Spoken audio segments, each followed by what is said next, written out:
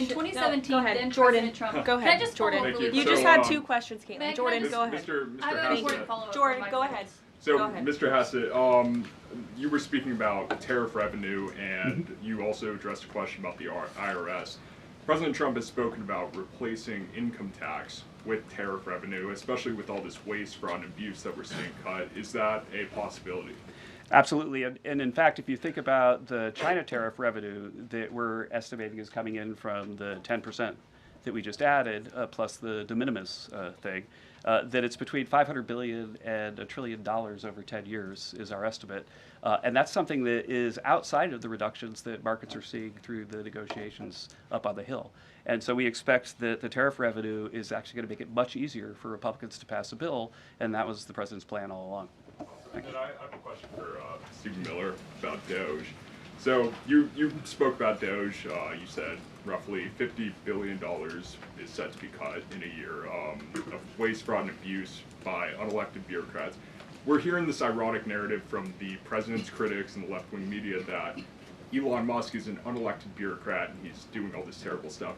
Isn't one of Doge's objectives to get rid of the federal bureaucracy, the deep state, and also who was running the White House when Joe Biden was in office? Because I don't know a single person who believes it was Joe Biden. Yes, you're tempting me to say some very harsh things about some of our media friends. Yes, it is true that many of the people in this room for 4 years failed to cover the fact that Joe Biden was mentally incompetent and was not running the country. It is also true that many people in this room who have used this talking point that Elon is not elected fail to understand how government works. So I'm glad for the opportunity for a brief civics lesson. A president is elected by the whole American people. He's the only official in the entire government that is elected by the entire nation, right? Judges are appointed, members of Congress are elected at the district or state level, just one man. And the Constitution, Article 2, has a clause known as the vesting clause, and it says the executive power shall be vested in a president, singular.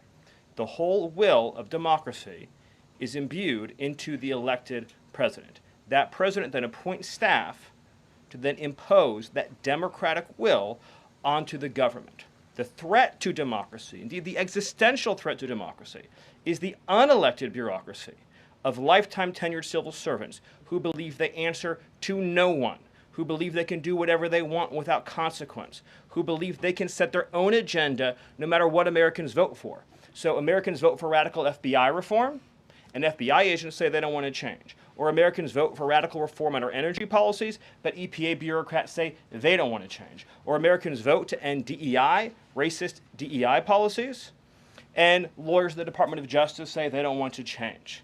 What President Trump is doing is he is removing federal bureaucrats who are defying democracy by failing to implement his lawful orders, which are the will of the whole American people. Thank you.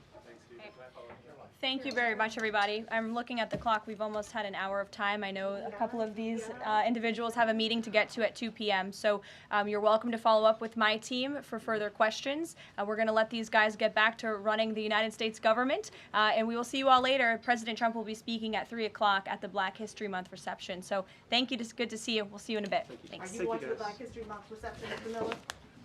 Stephen, on the fraud, should we expect indictments or the indictments coming for the fraud we found? I'd love to follow up with you. Just set up time with Carol. Okay, thank you.